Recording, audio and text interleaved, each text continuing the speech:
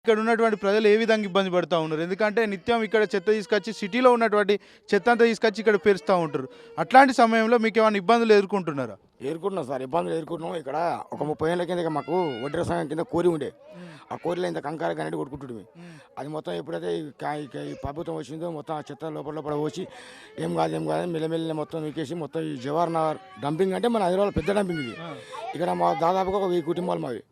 మేమంతా పిల్లలు తల్లు అంతా అప్పుడు రాయి కొట్టుకుంటుంది, గనేడు కంకర కొట్టుకున్నాక మొత్తం బంద్ అయిపోయినాయి. బంద్ అయిపోయాక ఇప్పుడు ఆర్డర్ తీసుకున్నాక బస్సులు పిరి అయిపోయినాయి. ఆ బస్సులు పిరి వల్ల ఆర్డర్లు అందరూ ఎదురు. ఇక్కడ మా భార్యలు ఇళ్ళ పనికోతురు, ఏందమ్మా మీతో అట్లా వస్తుంది వాసన అంటే ఆ చెత్త వాసన. అమ్మ చెత్త జవహర్ నగర్లో చెత్త వస్తుంది కదా, ఆ వాసన వస్తుంది, ఆ వాసన కంపు తట్టుకోలేము అమ్మాయి మేమంటే సరే అని ఆలుడికి మస్తు ఇళ్ళ పని పెట్టుకున్నారు. ఆడవిళ్ళకు చాలా ఇబ్బంది పెడుతున్నారు సార్. మొత్తం ఏదైనా ఈ ప్రభుత్వం తర్వాత ఈ జవహర్ నగర్ డంపింగ్ తీసేయమని ఎంతో మందికి ఇప్పటికీ పోరాటం చేస్తున్నాం. డంపింగ్ యార్డ్ వల్ల ఓన్లీ శాంతినగర్ మాత్రం ఇబ్బంది పడతా ఉందా? మిగతా ప్రాంతాలు కూడా ఇవన్నీ ఇబ్బంది పడేటువంటి పరిస్థితులు ఉన్నాయి. కింద కార్మిక నగర్ ఉంది, వాళ్ళు చాలా మంది ఇబ్బంది పడతారు. మొత్తం నందమూరి నగరు, కార్మిక నగరు, గబిలల్పేట, శాంతినగరు, అక్కడ ఏది మల్లెలగూడ, మల్కారం మొత్తం అన్ని ఇబ్బందులు పడుతున్నాయి సార్. కింద కూడా కొన్ని అపార్ట్మెంట్లు కొన్ని లక్షలు పెట్టి తీసుకున్నారు. వాళ్ళు చాలా మంది కంప్లైంట్ ఇస్తారు, ఎవరు పట్టించుకుంటారు. ఏదో ఈ ప్రభుత్వం మరి ఏందో ఏం కథను. హైదరాబాద్ నగరంలో భూముల రేట్లు బాగా పెరుగుతున్నాయని చెప్తా ఉన్నారు. ఇట్లాంటి చెత్త కుప్పలు ఉండడం వల్ల భూముల రేట్లు పెరిగే అవకాశాలు ఉంటాయంటారా? ఏమున్నాయి సార్, భూముల రేట్లు ఎక్కడి, భూముల రేట్లు ఏమీ లేవు. మాకు ఇవి పట్టించుకునే మానవుడు వెళ్ళే అంటే మొత్తం ఇంకా భూముల రేట్లు ఏమి చెప్పు.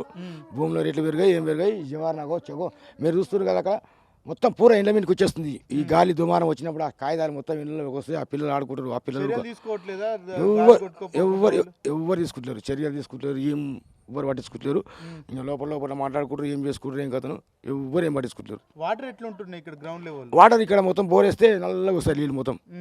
మొత్తం అక్కడ పైకి వెళ్ళి అది పెట్టి కదా భగీరథ మిషన్, దాని వల్లనే కొంచెం ఆ నీళ్ళే వాడుకుంటున్నాం, గదే తింటున్నాం. బోర్ వాటర్ లేదు, బోర్ వేస్తే మొత్తం అవే ఎర్రగా వస్తాయి నీళ్ళు మొత్తం. చాలా మంది పిల్లలు, మా అబ్బాయి అయితే ఇప్పుడు 13 ఏళ్ళు పడిపోయి కాలు చేతులు పడిపోయి ఈ వాసన వల్ల. మా అబ్బాయి ఓ ఇంటి నుండి చూపిస్తా, లేవాడు కూర్చోడు నడవాడు, పడిపోయి చాలా రోజులు అయిపోయాయి. 13 ఏళ్ళు బస్తీ వాళ్ళంతా తెలుసు, మంచిగా ఆడుకుంటున్నావు, స్కూల్కి పోతున్నాయి. ఇప్పుడైతే ఇక్కడ వచ్చినావు నేను, ఇక్కడ ఎప్పుడు 1998లో వచ్చిన ఇక్కడికి.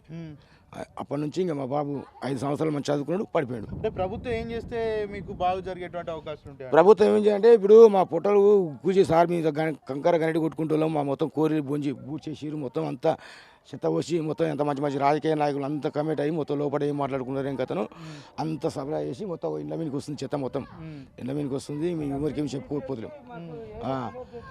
డంపింగ్ తీసేసి